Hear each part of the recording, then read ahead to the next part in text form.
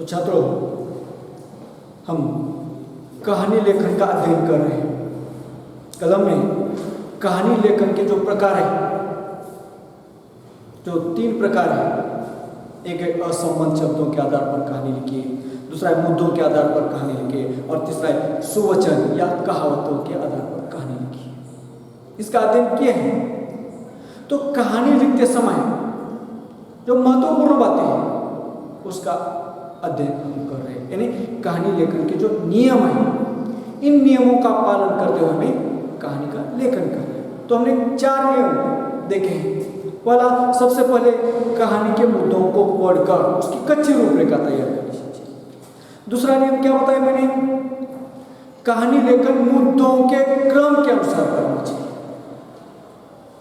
तीसरा नियम, कहानी लेखन भूतकाल में करनी चाहिए।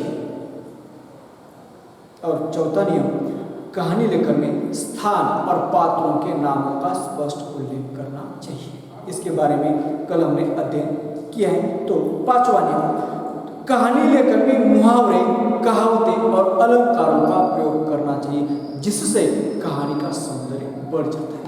5वां नियम नंबर 5, कहानी लेखन में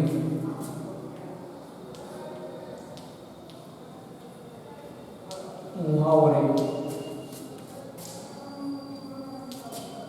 कहावतें और अलंकारों का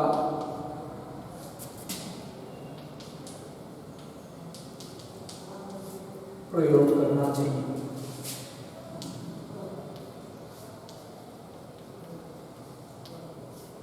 तो छात्रों, कहानी लिखते समय कहानी लेखन में मुहावरों का प्रयोग होना चाहिए। और मुहावरों का प्रयोग कैसे होना चाहिए? उचित जगह पर, उचित स्थान पर मुहावरे, कहावतें और अलंकारों का प्रयोग करना चाहिए। मुहावरे, अलंकार और कहावतों का कहानी में प्रयोग करने से कहानी का सौंदर्य बढ़ जाता है। जैसे हम अपना सौंदर्य बढ़ाते हैं, हम अपना सौंदर्य बढ़ाने के लिए क्या करते हैं? साफ सुथरे कपड़े पहनते हैं, बाल साफ सुथरे बनाते हैं, गहने आभूषणों का उपयोग करते हैं। हम अपना सौंदर्य, जिस तरह हम अपना सौंदर्य बढ़ाने के लिए इन चीजों का उपयोग करते हैं, ठीक उसी प्रकार कहानी लिखते समय में मुहावरों का प्रयोग करना चाहिए, कहावतों का प्रयोग करना चाहिए और अलंकारों का प्रयोग करना चाहिए। इससे क्या होता है? तो कहानी का सौंदर्य बढ़ जाता है, जैसे कहानी सजीव लगती है, पाठक को कहानी प्रभावित करती है, पाठकों के प्रति दिलचस्पी बढ़ती है। इसलिए कहानी लिखते समय, कहानी लेखन में मुहावरे, कहावतें और अलंकारों का प्रयोग होना आवश्यक है। अगला नियम, कहानी लेखन में यथास्थान पर नंबर 6, कहानी लेखन में यथा स्थान पर उचित विराम चिन्हों का प्रयोग करना चाहिए।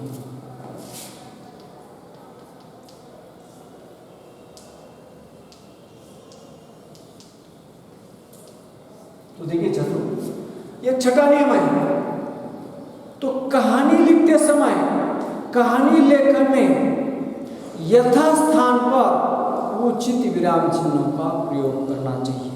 जैसे हम कहानी लिख रहे हैं, कहानी लिखते समय वाक्य पूरा हो जाने पर पूर्ण विराम, ये पूर्ण विराम का चिन्ह लगाना चाहिए। वाक्य लिखते समय अगर अल्प विराम, अर्ध विराम, हम जहां रुकते हैं वहां पर अल्प विराम, अर्ध विराम का चिन्ह लगाना चाहिए। और कहानी लेखन में अगर कोई पात्र सवाल पूछता है, प्रश्न पूछता है, प्रश्न की निर्मित होती है, तो प्रश्नार्थक चिन्ह। कहानी लेखन में कोई पात्रों के संवाद होते हैं, यह संवाद दोहरे अवतरण में लिखने चाहिए। ये दोहरा दोहरे अवतरणों में विराम ये संवाद लिखने चाहिए। तो छात्रों, इस प्रकार कहानी लिखते समय उचित स्थान पर यथा समय विराम चिन्हों का प्रयोग होना आवश्यक है। नहीं तो कुछ छात्र क्या करते हैं, विराम चिन्हों का ही प्रयोग नहीं करते। वाक्य रचना पूरी होती है, वाक्य पूरा होता है, कोई विराम चिन्ह नहीं होता, दूसरा वाक्य शुरू होता है। तो व्याकरण की दृष्टि से यह अशुद्ध है। इसलिए कहानी लिखते समय यथास्थान पर उचित चिन्हों का प्रयोग करना आवश्यक है। अगला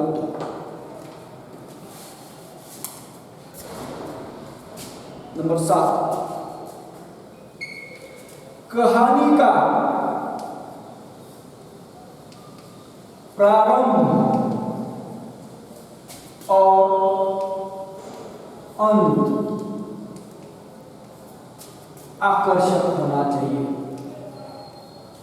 आकर्षक होना चाहिए। तो छात्रों, कहानी लिखते समय हम कहानी की शुरुआत करते हैं। तो कहानी की शुरुआत करते समय में कहानी की शुरुआत आकर्षक होनी चाहिए। कहानी की शुरुआत आकर्षक करने के लिए उस नगर के नाम का उल्लेख करना आवश्यक है, स्थान का उल्लेख करना आवश्यक है, उस कहानी में हुए पात्र के नाम का भी उल्लेख होना आवश्यक है। जैसे कल मैंने आप लोगों को कहानी सुनाई थी, लकड़हारे की कहानी। मैंने कहानी की शुरुआत कैसे की थी? उस्मानाबाद नाम का एक नगर था, उस नगर में रामधन नाम का एक लकड़हारा रहता था। उस नगर में उसका एक छोटा सा परिवार था, वह हर रोज लकड़ियां काटता था, उसे बाजार में जाकर बेचता था और उससे जितने पैसे आते थे उस पैसों से अपने परिवार का पेट पालता था। इस तरह से ये क्या है, कहानी का आरंभ यानी शुरुआत आकर्षक होनी चाहिए, पाठकों को आकर्षित करने वाली हमारी कहानी की शुरुआत होनी चाहिए। जैसे आरंभ आकर्षित होना चाहिए, वैसा ही कहानी का अंत भी आकर्षक होना चाहिए, कहानी का समापन भी आकर्षक होना चाहिए। तब हमारी कहानी अच्छी लगती है, पाठकों को पसंद आती है। इसलिए हमारी कहानी का आरंभ और अंत कैसा होना चाहिए, आकर्षक, रोचक और भावपूर्ण होना चाहिए। अगला नंबर 8,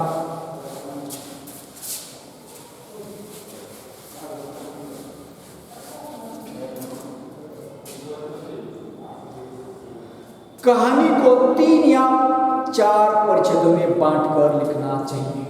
8वां,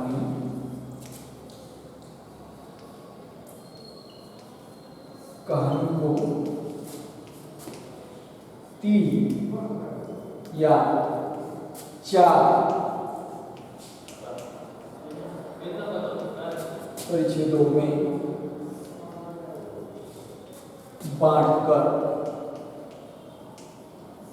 लिखना चाहिए।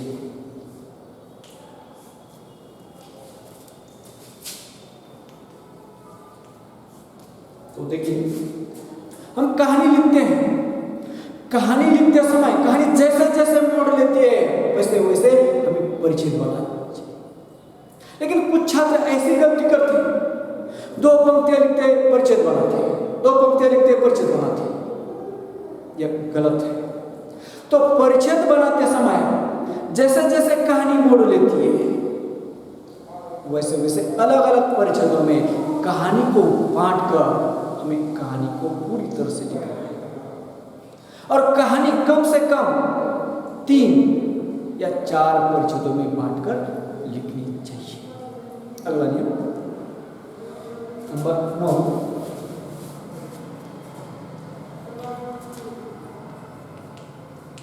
कहानी का शीर्षक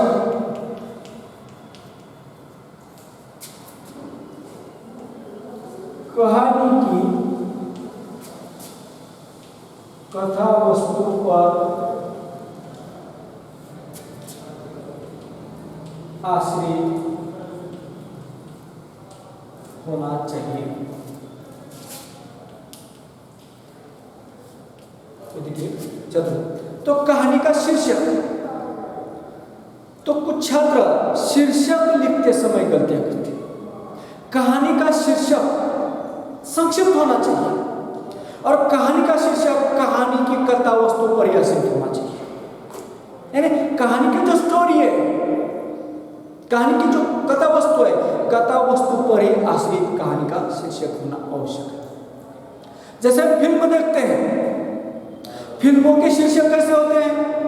कहानी की कथा वस्तु पर ही आश्रित होते हैं। चाहे कौन सी फिल्म का नाम ले लो, फिल्मों के नाम कैसे होते हैं? पिक्चर की जो स्टोरी होती है उस पर आश्रित होती है। इसलिए हमारी जो कहानी है, कहानी का भी शीर्षक हमारी कहानी की कथा वस्तु पर ही आश्रित होना चाहिए और संक्षिप्त होना चाहिए।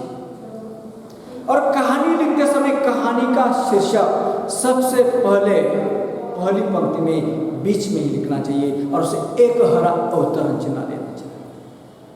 जैसे उदाहरण के तौर पर कल मैंने जो कहानी सुनाई थी लकड़हार, यह कहानी सुनकर लकड़हारे की कहानी सुनाई थी। कल हमने कहानी में क्या देखा है? लकड़हारा है, लकड़े काटता था, उसकी कुल्हाड़ी नदी के पानी में डूबी थी, वो रो रहा था। भगवान आ गए, भगवान ने सोने की निकाली, उन्होंने ईमानदार से लेने से इनकार किया। दूसरे बार चांदी की निकाली, वो भी लेने से इनकार किया। भगवान ने तीसरी बार डुबकी लगाई, लोहे की निकली और अपनी लोहे की कुल्हाड़ी दी। और लकड़हारे की ईमानदारी देखकर भगवान ने उसे तीनों भी कुल्हाड़ियां ईमानदारी के रूप पर इनाम के रूप में दी। जब हमने कहानी सुनी है तो यह कहानी सुनकर इस कहानी का शीर्षक क्या होगा? एक तो उसका शीर्षक होता है सोने की कुल्हाड़ी, सोने की कुल्हाड़ी। यह कहानी का क्या है? टाइटल है, यह शीर्षक, यह भी शीर्षक होता है। दूसरा शीर्षक क्या होगा? लकड़हारे की ईमानदारी। यानी यह शीर्षक कैसे है? कहानी की कथा वस्तु पर ही आश्रित है। तीसरा शीर्षक क्या होगा? लकड़हारा और भगवान, यह भी शीर्षक चलते हैं। इस प्रकार छात्रों, हमें कहानी का शीर्षक कैसे होना चाहिए? कहानी की कथा वस्तु पर ही आश्रित होना आवश्यक है। तो इस प्रकार अगला नंबर 10, कहानी की सीख। कहानी पढ़ने के बाद हमें क्या बोध हुआ या क्या सीख मिली, यह लिखना चाहिए।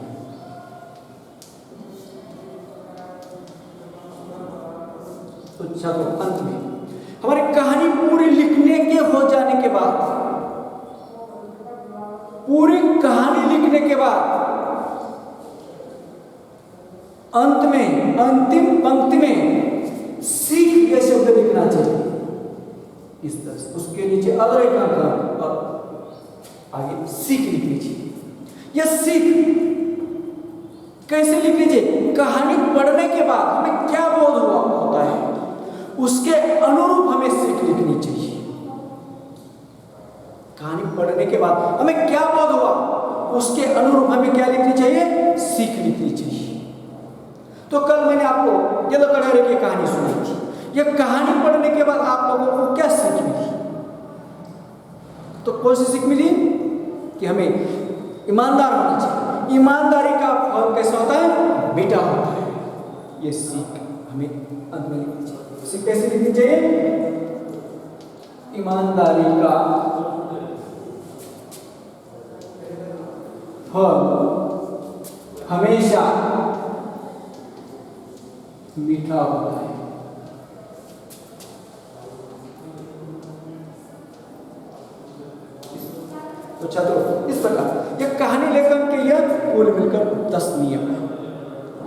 इन 10 नियमों का पालन करते हुए हमें कहानी लिखनी चाहिए। अगर हम इन 10 में से कोई एक नियम में अगर गलती करते हैं, भूल करते हैं, तो हमें 5 में से 5 यानी पूर्णांक नहीं मिलते। तो छात्रों, कहानी का शीर्षक, कुछ छात्र गलती करते हैं, कहानी का शीर्षक लिखना ही भूल देते हैं। तो शीर्षक लिखने की ये जो गलती है, ये जो भूल है, इस भूल की वजह से आप लोगों का एक अंक चला जाता है। ये कुछ छात्र ऐसा करते हैं कि शीर्षक लिखते हैं लेकिन सीख लिखने की गलती करते हैं, सीख लिखते ही नहीं। सीख के लिए भी आप लोगों के लिए एक अंक है, और कहानी का जो विषय विवेचन है उसके लिए 3 अंक है। तो छात्रों, इस प्रकार कहानी का शीर्षक लिखना अनिवार्य है, उसके साथ साथ कहानी की सीख लिखना भी अनिवार्य है। इस प्रकार अगर हमने इन 10 नियमों का पालन करते हुए अगर कहानी लिखी तो हमें पूर्णांक मिल सकते हैं। तो छात्रों, कल हम मुद्दों के आधार पर, असमझ शब्दों के आधार पर और कहावत या सुवचनों के आधार पर कुछ कहानियों के उदाहरण देखेंगे। आज के लिए आज यहाँ पर हम रुकते हैं।